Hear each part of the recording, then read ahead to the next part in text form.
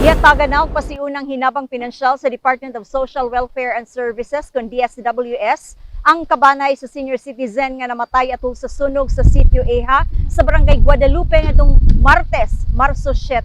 Si Ray Pasaporte sa report. Niadtong Miyerkules sa buntag, personal nga gitunol ni Dr. Esther Concha sa DSWS ang 10,000 pesos nga pinansyal nga hinabang ngadto sa banayng gabutan. Uban kang Concha, silang kagawad Noel Navaja ug Edgar Cañete sa Guadalupe. Si Marinel Camarillo, pag umangkon sa namatay nga senior citizen nga si Fe Gabutan, mao'y nidawat sa 10,000 pesos nga gitunol ni Concha. Ang haya ni Gabutan, ana karon sa balay ni Camarillo kay silang kabanay dili musugot nga adtuhayaon sa ilang kapilya. Ato tani sa kapilya, ni kuan mi nga og ato sa kapilya wala man tay ka tulgan sa mga bata. So ni suggest akong ating arin lang okay ram sila pero pag first gyud di unta ang bana kontiyo kay lagi gusto niya ato las kapilya niya. Una na mo ato sila sa kapilya sa man sila matug. May unta tug namatay lang ni nga wala gay nahitabo nasunog pa nakuan pa bahalag maghuot mi diri ari na lang sila diri. Ang sunog sa sitio Eha ni ugdaw og 7 ka mga balay ug 2 ang partially damaged. Apektado ang 11 ka pamilya o 48 ka individual.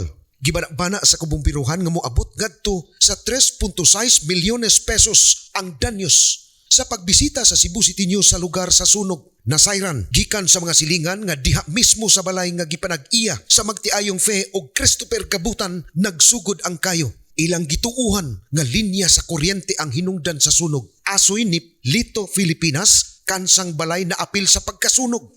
Atul sa pag-ulbo sa kayo, iyang nakitaan si Fe nga naratol samtang nagbiking ugalon nga may sulod nga tubig diha sa gawa sa agianan sa mga tao, gituuhan sa mga silingan nga giatake ang biktima. Nang laba ko na sila, dili nang laba sila do ko niya pagka dito na sila sa gawas, tulo sila kabuk galingkod iyang anak iyang bana siyang anak. Ibarog man kuno ni kalit. Barog niya. Siya na lamba. Natumba siya. Mo to ilang dituan nila.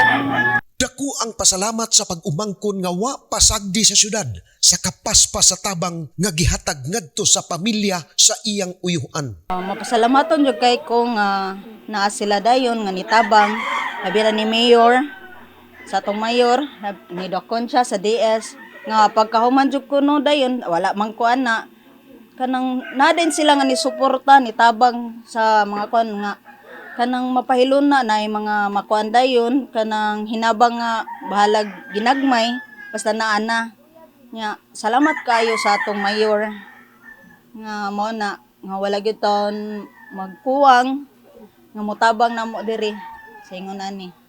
Ang mga nasunugan makadawat og financial assistance nga 20,000 pesos, housing materials, ang sharer og renter hatagan usab sa syudad og 10,000 pesos. Samtang gipahibaw nila ni kagawad Navaja og Cañete nga ang barangay muhatag usab og hinabang pinansyal nga 5,000 pesos ngadto sa pamilya ni Gabutan. Matud ni Navaja nga posible karong simana marilis na ang financial assistance sa barangay. Naay 10,000 nga madawat sa burial assistance nining namatay. Same as sa city pod. Within a week siguro, as long as ma-gather nila ang katong mga documents, then especially ako ang naa sa appropriation, maibawaan naman ni Mani kung makuha ang check kay ma-advise naman sa kunila nga na-process ng butcher. Ang mga nasunugan, kasamtangan karon nagpahiluna sa ilahang mga kabanay diha sa Barangay Guadalupe. Kini ang balita. Ray Pasaporte, Cebu City News.